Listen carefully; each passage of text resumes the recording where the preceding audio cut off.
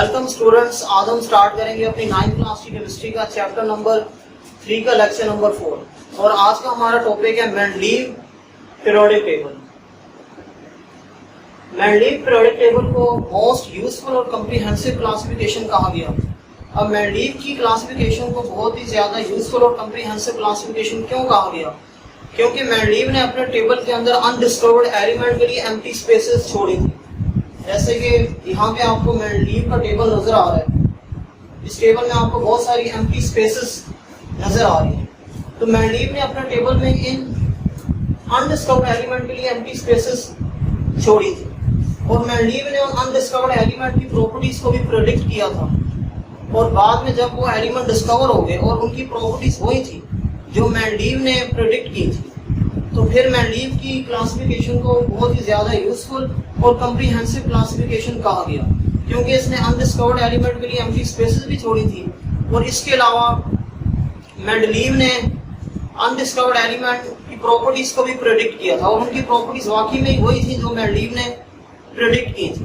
इसलिए इसकी क्लासिफिकेशन को मोर यूजफुल और कम्प्रीहेंसिव क्लासिफिकेशन का नेम दिया गया और इसने ये क्लासिफिकेशन की थी इन 1871 में अप्रोक्सीमेटली इसने ये क्लासिफिकेशन की थी। अक्सर बुक में 1869 भी लिखा होता है और अक्सर बुक में 1871 लिखा होता है। और मेंडलीव ये रशियन केमिस्ट था। ये ऑब्जेक्टिव में आ सकता है, एमसीक्यू में आ सकता है कि मेंडलीव कौन सा केमिस्ट था, ब्रिटिश, जर्मन या रशियन। सो मेंडलीव एक रशियन केमिस्ट था। Dmitry Mendeleev gave a more useful and comprehensive scheme for the classification of elements. इसके अलावा मेंडलीव ने जितने भी नॉन एलिमेंट्स हैं उन सबको अपने टेबल में अरेंज किया। मेंडलीव के टाइम में जितने भी एलिमेंट्स डिस्कवर हो चुके थे और वो अप्रोक्सीमेटली 63 एलिमेंट्स थे। इन 63 एलिमेंट्स को मेंडलीव ने अपने टेबल के अंदर अरेंज किया और मेंडलीव ने भी एलिमेंट को अरेंज किया उनके एटॉमिक मैसेस की बेसिस पे in order of increasing atomic masses, यानी इंक्रीजिंग एटॉमिक मैसेस की बेसिस पे मेंडलीव ने इस टेबल के अंदर एलिमेंट्स को अरेंज किया। जैसे कि फॉर एग्जांपल हाइड्रोजन का एटॉमिक मैस 1 है, लिथियम का 7, बेरिलियम का अप्रोक्सीमेटली 9 होता है, बोरॉन का 11, फिर कार्बन का 12, 14, 16, 19। आप देख रहे हैं कि एटॉमिक मैसेस इंक्रीज हो रहे हैं, यानी 1 से 7, 7 से 9, फिर 9 से 11, फिर 11 से 12 एटॉमिक मैसेस इंक्रीज हो रहे हैं। मेंडलीव ने भी एलिमेंट को इंक्रीजिंग एटॉमिक मैसेस की बेसिस पे अपने टेबल में अरेंज किया था इन हॉरिजॉन्टल रोज में अरेंज किया और उन हॉरिजॉन्टल रोज को पीरियड्स का नेम दिया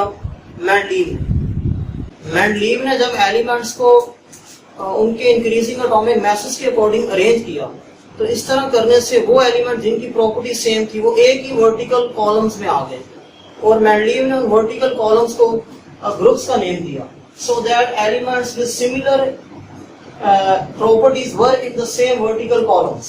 और वर्टिकल कॉलम्स को मेंडलीव ने ग्रुप्स का नेम दिया। मेंडलीव के टेबल में तो हॉरिजॉन्टल रोज थी, उनको पीरियड्स का नेम दिया मेंडलीव ने, और वर्टिकल कॉलम्स को मेंडलीव ने ग्रुप्स का नेम दिया।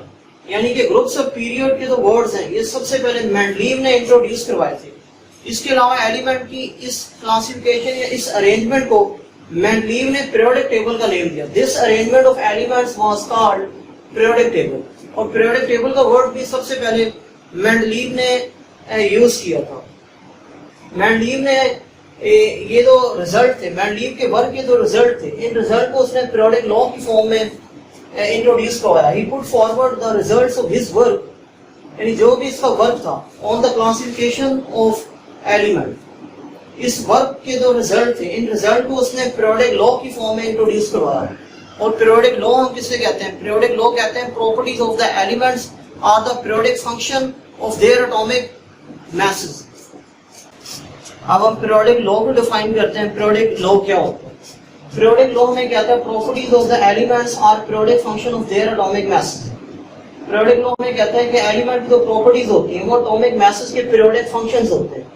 अब पीरियोडिक फंक्शंस की क्या मीनिंग होते हैं या पीरियोडिक फंक्शंस क्या होते हैं, इसको भी हम डिफाइन करते हैं।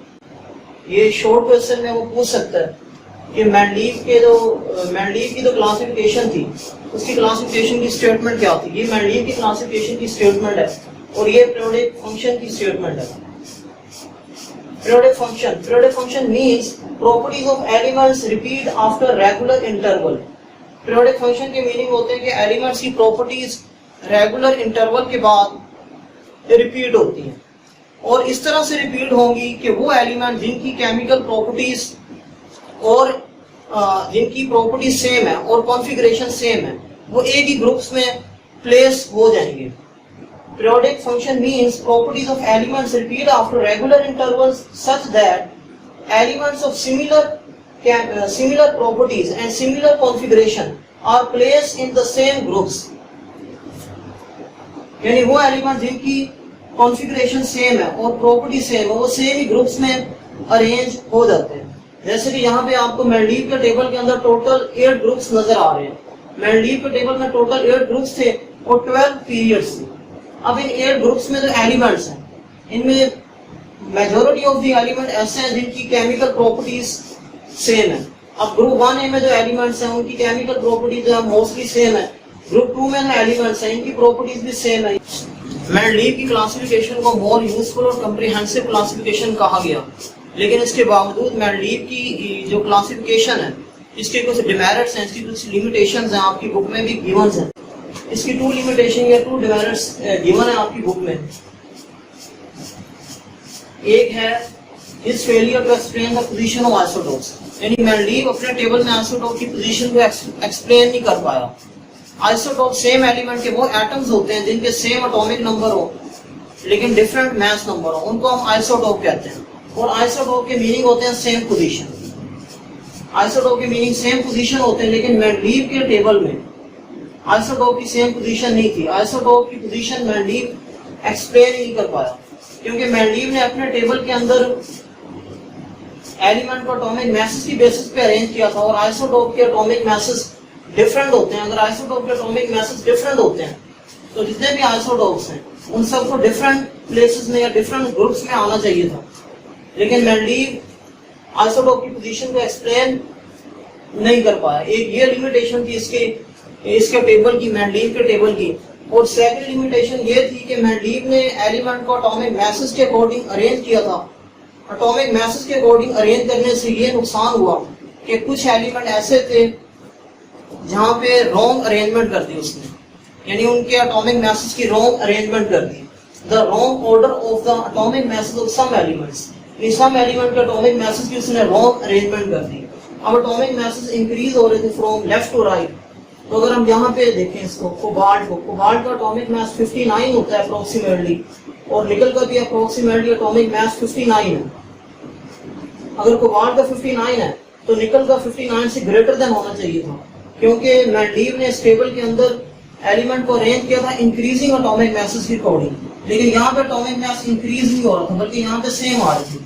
कोबाल्ट का भी 59 और निकल का भी 59 आ गया यहाँ पे। और अगर हम यहाँ पे देखें रुथेनियम और रोथियम, रुथेनियम का एटॉमिक मास अप्रोक्सीमेटली 104 है और रोथियम का भी अप्रोक्सीमेटली 104 है। अब अगर रुथेनियम का 104 है तो रोथियम का 104 से ग्रेटर देन होना चाहिए था, लेकिन यहाँ पे एटॉमिक मैसेज सेम हो गए, यहाँ पे एटॉमिक मैसेज इंक्रीज नहीं हुए। मेंडलीव ने एलिमेंट को अरेंज किया था उनके इंक्रीजिंग एटॉमिक मैसेज के अकॉर्डिंग, लेकिन यहाँ पे उसकी जो अरेंजमेंट थी वो रॉन्ग हो गई। अब एटॉमिक मैसेज की रॉन्ग अरेंजमेंट हमें क्या बताती है? एटॉमिक मैसेज की रॉन्ग अरेंजमेंट हमें ये बात सजेस्ट करती है, suggested that atomic mass of an element cannot serve as the basis for the arrangement of elements। यानी एलिमेंट की जो एटॉमिक मास है वो एलिमेंट की प्रॉपर्टीज को